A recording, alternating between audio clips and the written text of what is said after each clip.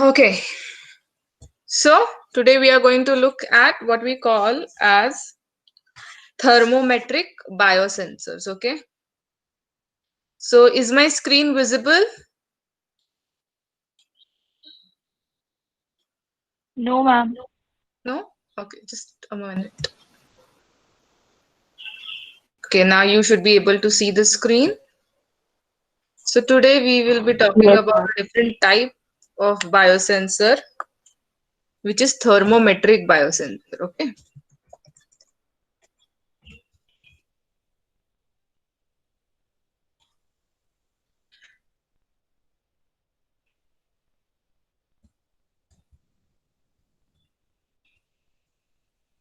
Thermometric biosensors, which means it is a type of biosensor which looks at the change in the temperature of the reaction. Meaning, it looks for the production of heat which is associated with the enzyme substrate reactions. So basically, this kind of a biosensor will be looking at, say, for example, an exothermic enzyme kinetics, wherein when the substrate and enzyme react and form product, some amount of heat will be generated, and this change in temperature would then be recorded and displayed out. Okay, so now we'll be looking at the structure of it and then we will talk about it. Okay, so basically, I'm going to have a tin canister. Okay, inside it, sorry, okay, two. So one more and one more, like this, and then another one like this. Okay, now when we say that we have to look at the change in temperature, how am I going to look at the change in temperature? I'm going to look at the change in temperature by, yes, can I insert a thermometer into this system? No, I will not be able to do that. Okay, so what do I do?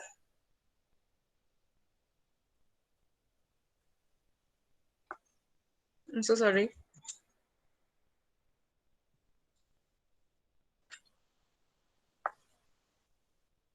So what do I do is this. I construct a device like this.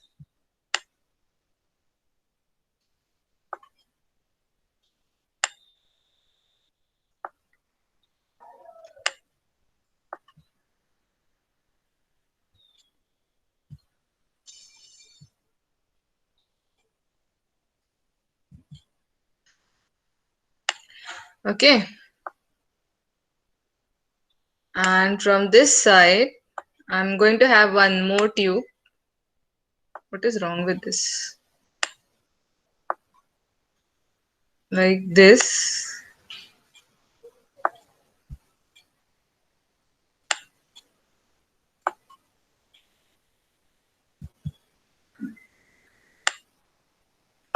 Coming like this. So sorry for the diagram.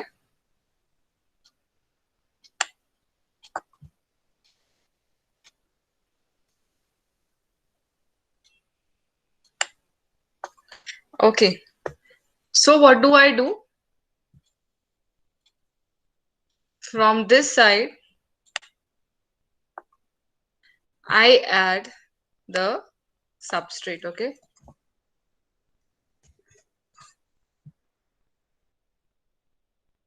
and from here I take out the product. Okay, now what is happening is I have a insulated box. See, we have looking for the change in temperature, right? So therefore what I'm going to have is an insulated box जिसमें से heat बाहर नहीं आ सकता और ना ही heat अंदर जा सकता है. Okay, so this here, the outermost is my insulated box. Inner to this part is my heat exchanger. Okay.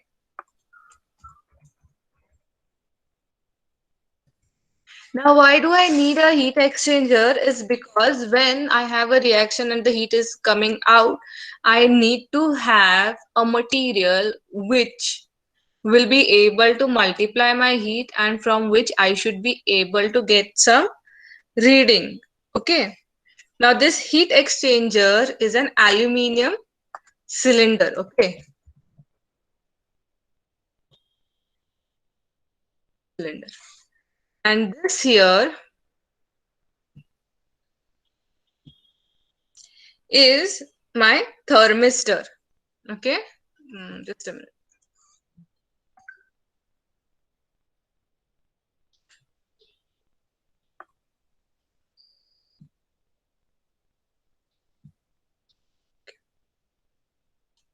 So now this thing here is what I call as my thermistor. Okay. And this circle here is my immobilized enzyme or cell. Generally, in case of thermometric biosensors, we use pure enzymes. Uh, Immobilized enzyme. Okay. So what is happening is I'm adding a substrate here. It is from this tube going into this thermistor where I have immobilized my enzyme. The enzyme is going to react with the substrate, forming a product which can come out through this tube. Okay. So this is my tube here. Yes.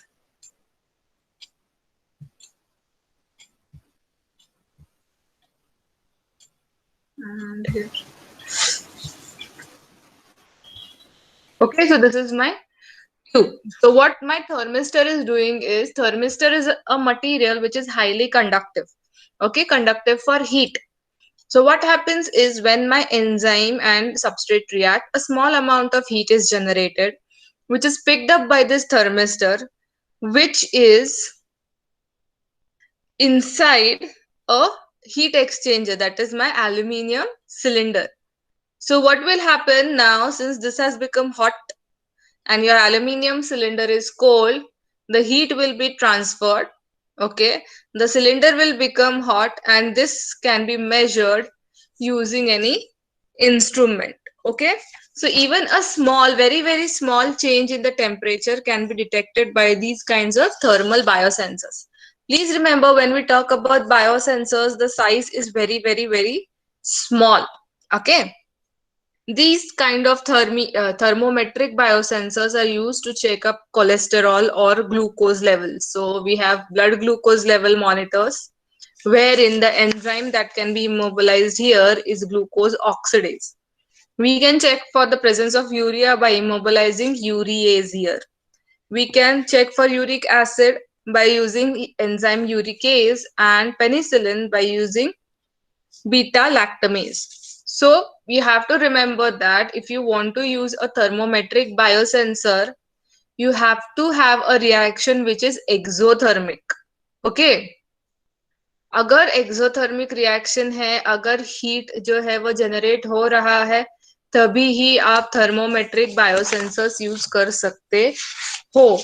Otherwise, you can go for electrochemical biosensors. Am I clear? Yes, no?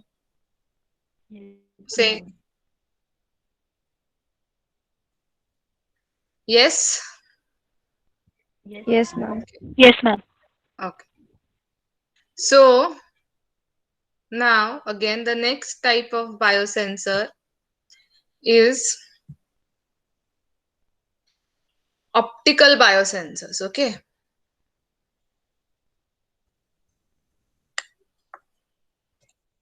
Optical biosensors. Under those optical biosensors, we have different types. Okay, so the first one is fiber optic, fiber optic lactate biosensor.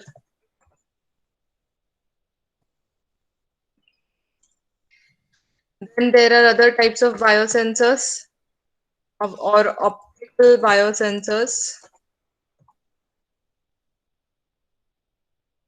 or blood glucose.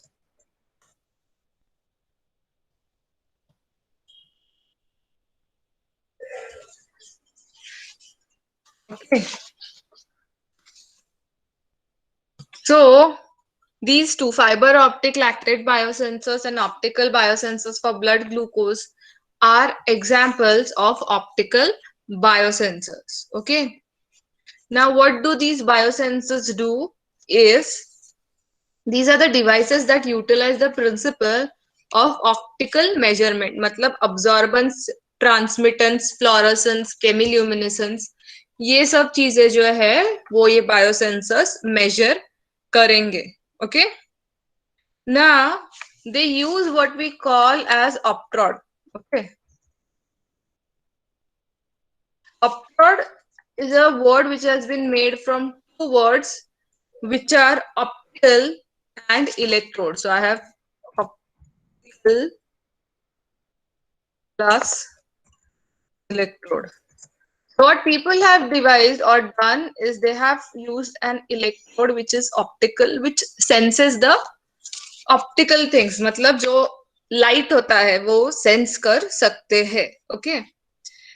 Optical biosensors primarily involve enzymes and antibodies as transducing agents. So we have enzymes which will be attached to fluorescing substances or chemiluminescent substances such that when they react with the substance to create the product, a light will be generated or the material will fluoresce, and that fluorescence can be detected using optical biosensors. Okay, so now let us look at the optical biosensors for lactate.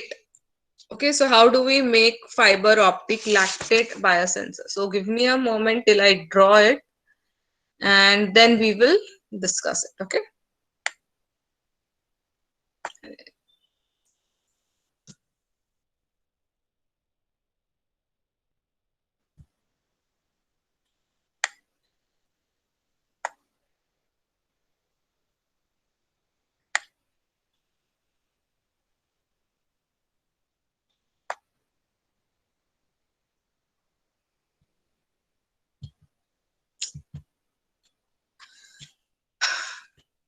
Let me draw it. It's better.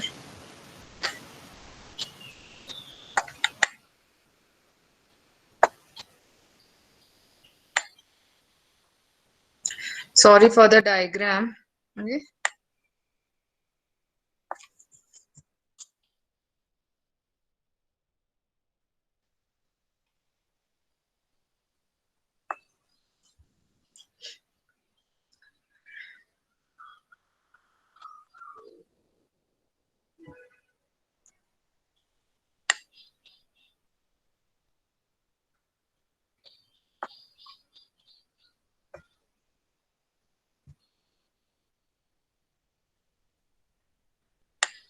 Okay, so this is how my optic fiber lactate biosensor is going to look. So what do I do, or what are my different parts? So this thing here, sorry.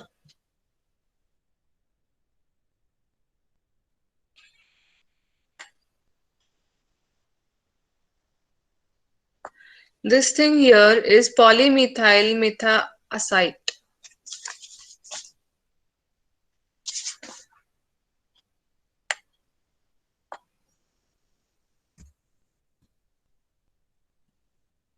Polymethyl methacrylate. Okay. So this membrane here, this thing,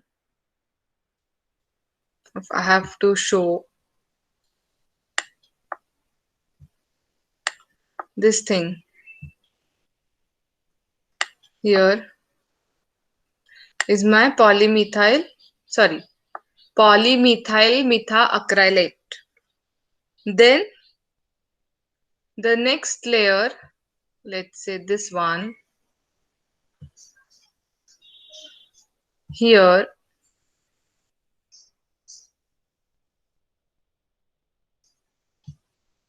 this blue thing is fluorescent dye in silicon. Okay, so this is my fluorescent dye. All right, then please remember we are talking about immobilized enzymes, right? So this thing here,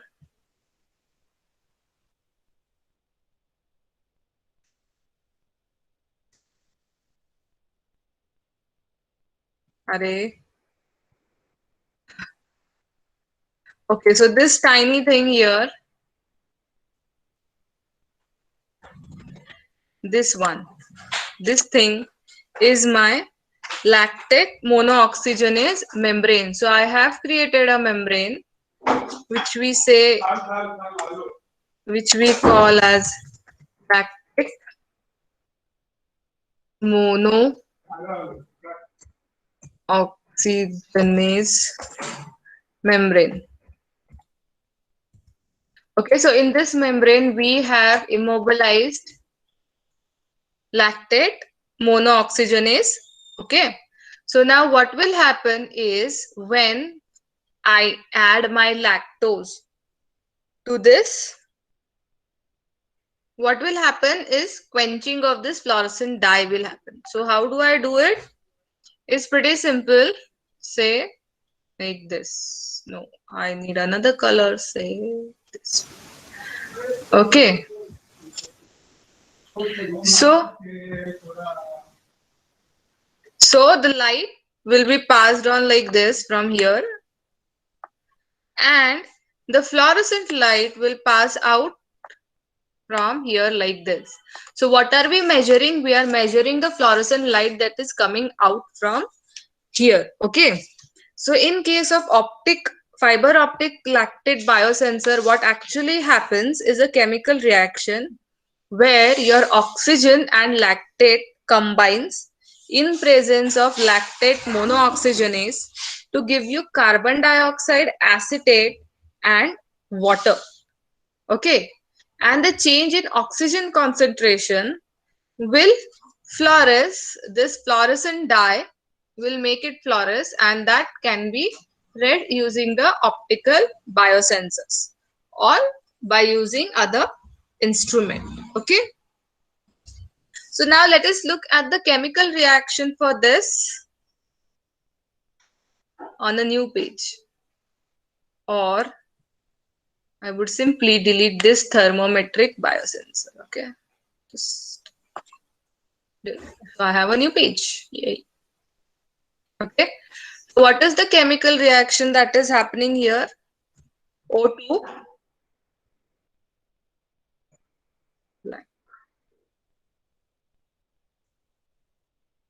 O2 plus lactate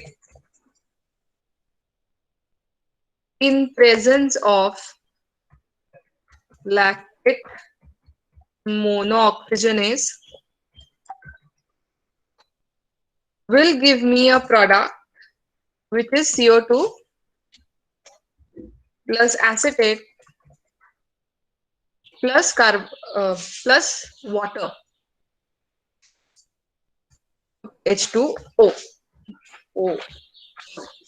So now what will happen is, as concentration of lactate will increase or decrease, in presence of lactate monooxygenase, the concentration of carbon dioxide, acetate and water is going to change. As the concentration changes, there will be a less quenching effect on the fluorescent dye. Please remember, in case of fiber optic lactate biosensors, what we are looking at is the change in the concentration of oxygen levels. Okay, so the more the lactate, the more the oxygen will be utilized, the lesser will be the light given out from the biosensor. Are we clear? Say yes or no. Ma'am, can you repeat? Yes, I will. See, so we are talking about basically optical biosensors. So under that we have fiber optic lactate biosensor. So this biosensor measures the concentration of lactate in any given sample, right? So what is the basis of this entire biosensor is this reaction here, which says oxygen plus lactate in presence of lactate monooxygenase will give us carbon dioxide, acetate and water. Okay, this is one part. Second part is the fluorescent dye here, which has been membrane bound. Okay, not actually membrane bound, it is a silicon sac which is porous, so that the oxygen can interact with the fluorescent dye. So what is happening here is, say if I have X amount of oxygen, I'm getting a fluorescent reading at say point at say 10 decimals. Okay. Then when my oxygen concentration changes, say X1, the reading decreases to 9.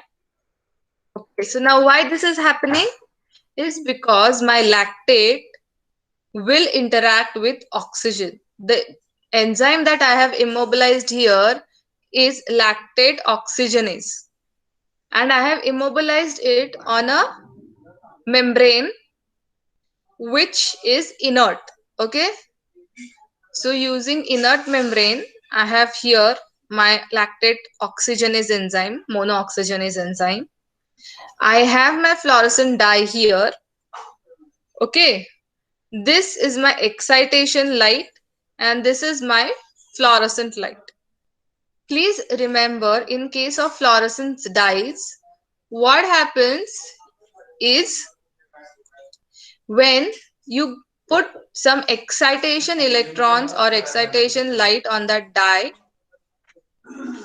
then the electrons get excited and they emit light, that is our fluorescence, and they come back to the ground state. Correct? So now what is going to happen here is, from here I will add lactate inside this biosensor. Lactate will react with lactate monooxygenase. This is an aerobic system, so therefore there is going to be oxygen. So when I put the excitation light over the fluorescent dye before addition of lactate, I will get some reading, say 10. When again after adding lactate, I give it an excitation light, I am going to get a reading of 9. So what has happened here is the amount of oxygen present in this system here has decreased because of the presence of your lactate, and therefore less quenching has taken place and therefore less amount of light will be emitted or less fluorescence will be emitted, and this difference in the fluorescence will tell us the amount of lactate that is present. Understood Yes, ma'am. Yes, ma'am. clearly? पूरा समझा? Yes, ma'am. Okay. Pratiksha, the thermometric biosensor measures the amount of glucose or the presence of glucose. Amount of glucose. All these biosensors will give you the quantitative measure of that product, or sorry, the quantitative measure of the substrate. It will also tell you whether it is present or no, but it will also give you how much amount it is present in. Okay? Pratiksha? Yes? Yes, ma'am. Okay. Now, let us look at the second type of optic biosensors, which are my optical biosensors for blood glucose. Okay, so I'm removing all this. Let's clean the slate. Okay, sorry.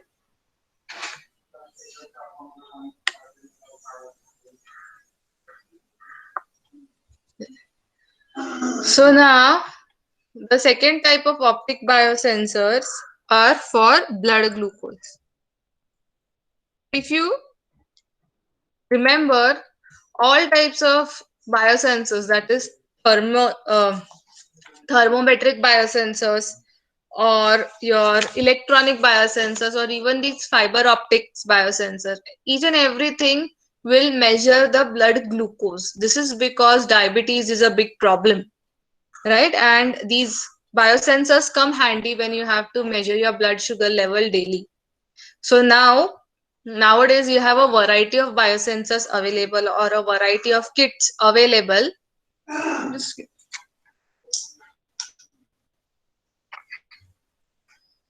just give me a minute.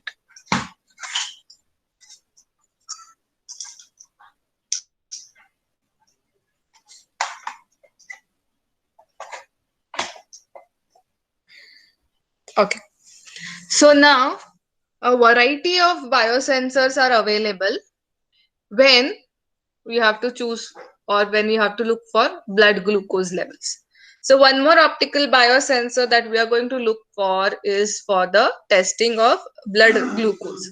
Now first let us look at the reaction and then we will go into as we can build it, what is its basis, etc., etc. So the reaction is glucose in presence of glucose oxidase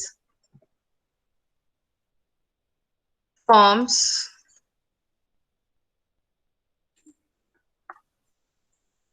gluconic acid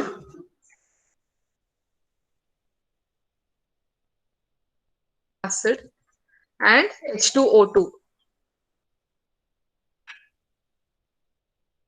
plus H2O2, which is my hydrogen peroxide. Okay. Now chromogen plus 2 H2O2 in presence of peroxidase enzyme will give me a colored dye plus molecules of H2O. Okay, this is the basis of optical biosensors for checking the blood glucose levels. So what do we do is very simple. They take a strip, paper strip, dip it in reagents which are required for this test. In this case, it is glucose oxidase and peroxidase and a chromogen. Okay. Now, the strips will contain what? The strips are going to contain glucose oxidase, which is my this enzyme. It is going to contain horseshoe peroxidase, which is my this enzyme, and a chromogen, which is this. And the example of chromogen is toluidine. Okay, so the chromogen here is a U. This is my chromogen. So what do I do? It's simple. I take that strip, I put a drop of blood on it, and then what will happen is I will get a color. The intensity of that color will tell me how much glucose is present. Okay, these colorimetric test strips are generally made up of cellulose, and therefore it can estimate glucose in blood as well as in urine. Okay, am I clear? Okay. So these optical biosensors for blood glucose are the simplest ones which we can use for checking the presence of glucose levels in our blood.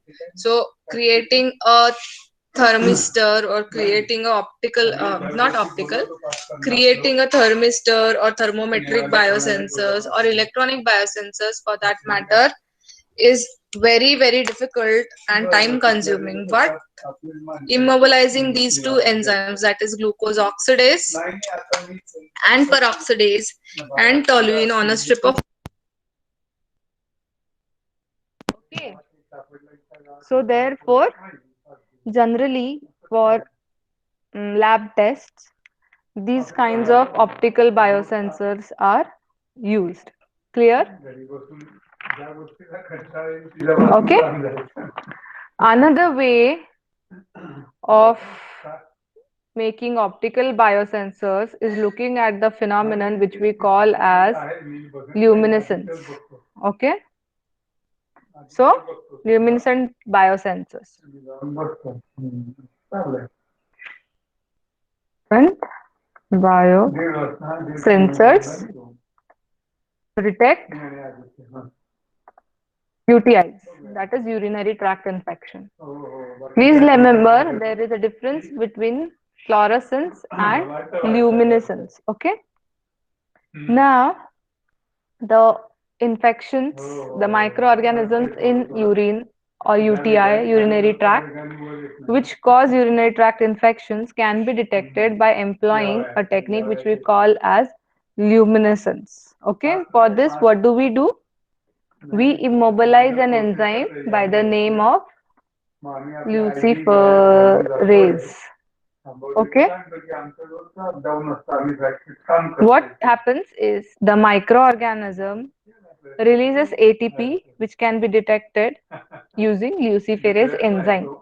So what is my reaction here? Like this. Okay. So I have luciferin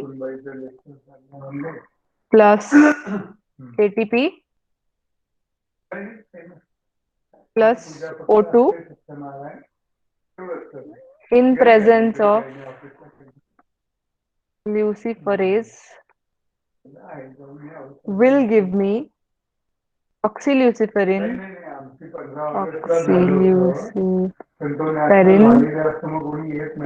plus carbon dioxide plus AMP plus pyrophosphate and light.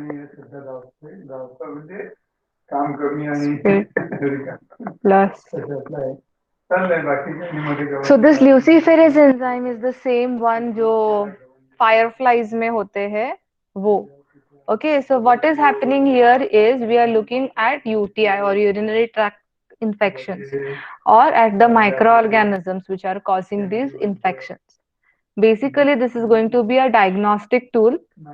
So what happens is you take urine sample on a sheet of paper, not a sheet, sorry, you take urine sample, then you take a cellulose paper onto which you immobilize luciferase. Okay. Please remember this luciferase will act only in presence of oxygen and ATP. Okay. So what will happen is the microorganism is alive, so it will release ATP. Okay. So ATP in presence of luciferin and oxygen and in presence of luciferase will convert the luciferin here into oxyluciferin, carbon dioxide, AMP, pyrophosphate and light, and this light can be detected using the detectors. Clear? So in this case we are immobilizing two things. One is my luciferin, second is my luciferase. Okay. Please remember the urinary tract infection causing microorganisms do not contain luciferase. वो रात को अंधेरे में चमकते नहीं हैं. Okay, they do not need any light. But what they produce is ATP, which can come out of the cell. Okay. So On the strip, if you have a urine sample containing microorganisms, these microorganisms will keep on multiplying, thereby throwing out ATP in the environment. Now, that environment is going to be aerobic and containing luciferin and luciferase system. So, therefore, at the end of this reaction, what we are going to get is light. Okay, clear? So, this light is then detected. Yes, so this is one more type of your optical biosensors. So we have seen optical biosensors for blood glucose, wherein we can see the change in color visually. So here you don't need any detector. In case of luminescent biosensors for UTI, you need detectors because the light produced is very, very, very less.